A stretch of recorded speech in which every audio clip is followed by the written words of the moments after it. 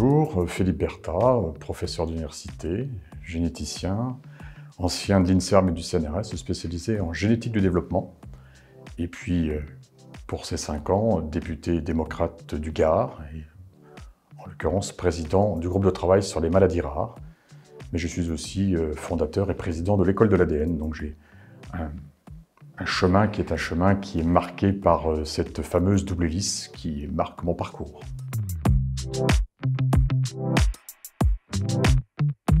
Grâce à l'Alliance en particulier,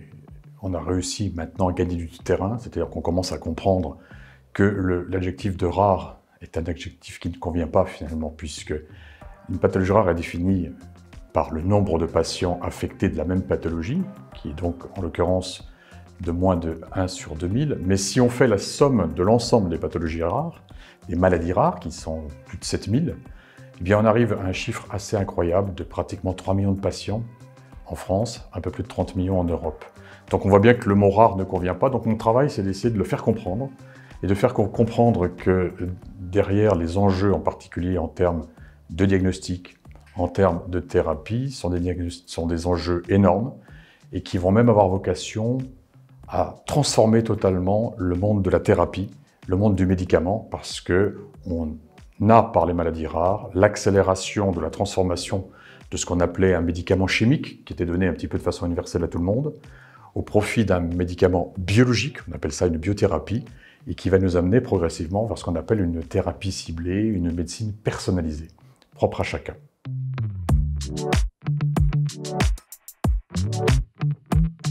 Alors l'Alliance a su fédérer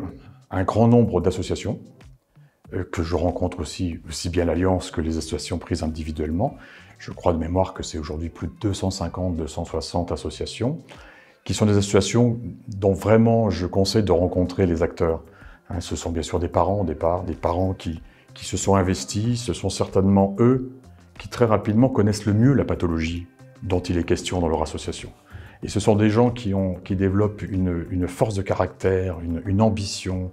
je vais être un peu trivial, j'appelle ça la niaque, mais vraiment, et qui sont même pour certains d'entre eux allés au bout du bout, c'est-à-dire qu'à travers leur association, donc à travers l'Alliance, ils ont réussi à trouver un peu d'argent, à aider des équipes de recherche, à trouver le gène impliqué, à aller jusqu'à proposer un outil diagnostique. Et nous avons des exemples avec lesquels nous travaillons de femmes, d'ailleurs c'est souvent des femmes, de femmes qui sont même allées jusqu'à la création de start-up, d'entreprises, pour s'attaquer concrètement à l'outil thérapeutique. On a aujourd'hui des preuves tangibles de réussite. Moi, je vois ces images tellement fortes d'enfants qui étaient condamnés à une vie limitée à 2-3 ans, dans des conditions que vous imaginez, incapables de marcher, etc. Quand je vois aujourd'hui, après ces fameuses thérapies géniques, ces premiers traitements, ces enfants courir, jouer au ballon, je me dis que ça vaut le coup. Et il faut se battre, et il faut bien sûr qu'on soit tous cohésifs, tous cohérents dans ce combat.